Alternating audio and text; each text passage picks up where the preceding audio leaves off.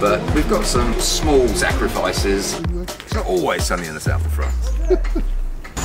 Hello there, and welcome to this week's edition of Money Matters. This is part 2 in what I expect to be a 6-part series, and you can probably hear behind me, that's a good thing. We got work going on. So we got the chute here, we got the skip, and it's quite a difficult terrain. It's all very steep, so that's why they've got this here, but let's go upstairs and see what they're doing.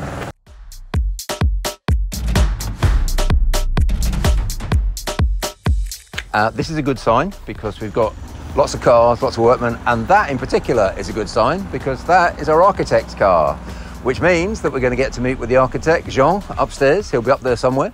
But I haven't actually been here for about a month, so I've really no idea what they've been up to. Before we even go in, just take a look at this. This is super critical here in France. You not only need the planning permission, you need to display it so that people can see what you're doing. It's got, the duration of the works, who's doing it, who the main contractors are, and all of that stuff. And that's our main contractor. So let's go inside and see what the boys have been up to. I think you've already seen the skip downstairs, which is where the general waste is going, but the controlled waste like this, that needs to be disposed of in a controlled manner, they've separated it out. Anything with asbestos, anything like that, that's going to be, you can't just dump it in a general tip.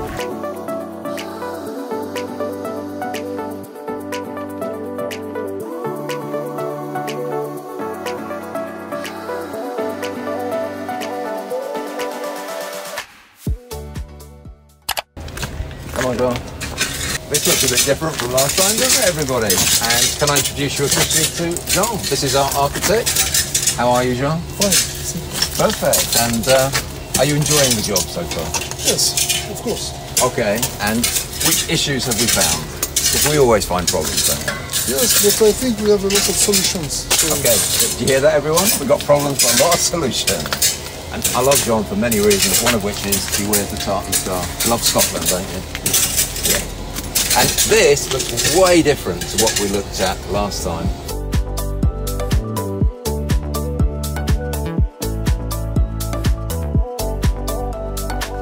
Time out.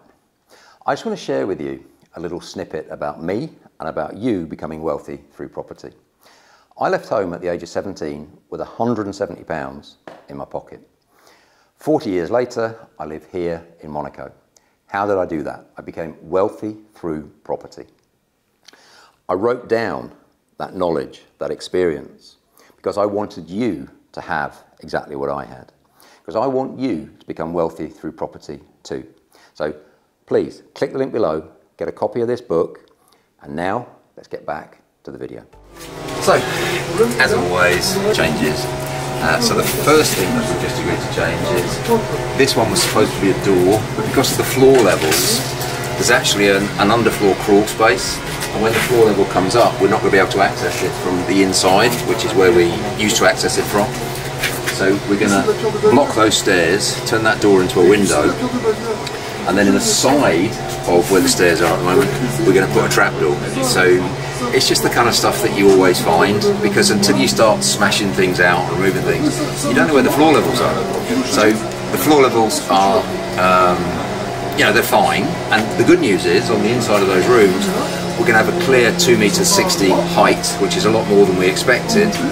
But we've got some small sacrifices in that, that's going to be a window, not a door, but it doesn't really matter because on that front facade, they've already punched through where the big doors are going to be. So overall, I'm happy.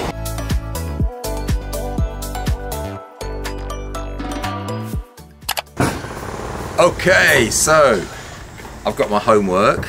John wants me to choose some doors, and he's given me till Monday because we need to get them ordered. How many doors are we getting? 20 doors, because we're going to replace all of the internal doors. I'm actually pleasantly surprised at how much work has happened. They've moved very fast, and yes, it's a company, it's serious. 5 people work on site. Yep. And the progress. Yep. And globally continue work. Yeah, I mean it's nice. The swimming pool's empty. The swimming pool's been stripped of its tiles. underneath the terrace where we're going to put the insulation and the waterproofing for the rooms downstairs. That's all gone. They've punched in the walls, the doors and the windows to the 2 extra rooms and the bathroom downstairs as well. And yeah, there's lots of work going on. So just driving back to Monaco now, thinking about what's next. Met the main contractor. He's a really nice guy. He's called Albino. Doing what he's doing now for 30 years, and I think it's so important to have local contacts that really know what they're doing. And Aniko and myself were so lucky that Jean, the architect, just happened to be the president of our local, well, if I anglicise it a bit, our domain, our private gated community. Okay, we're back in Monaco, so welcome to our apartment. Just to remind you, what you saw in episode 1 was the planning, what the villa looked like before we started, and so on and so forth. So if you haven't seen episode 1, probably go back and watch that, because otherwise episode 2 might not make a lot of sense. What you've now seen in episode 2 is work started, and we're roughly 1 month in. You've seen the great progress from the contractor. You've seen a couple of issues that we've had to manage. You've met the architect, Jean, and you're beginning to get a feel for what a £500,000 project really feels like in reality, if you like. So what I want to do in episode number 3, which is going to be next year now, it's going to be 2023, scary, where's that year just gone? So in 2023, I want to really go through with you the control paperwork. How do you make sure you don't pay money that you shouldn't? How do you protect yourself in case, this has happened to me in the past, that contractors have gone bust, and so there's a number of issues that you need to manage, as well as the physical on-the-ground stuff.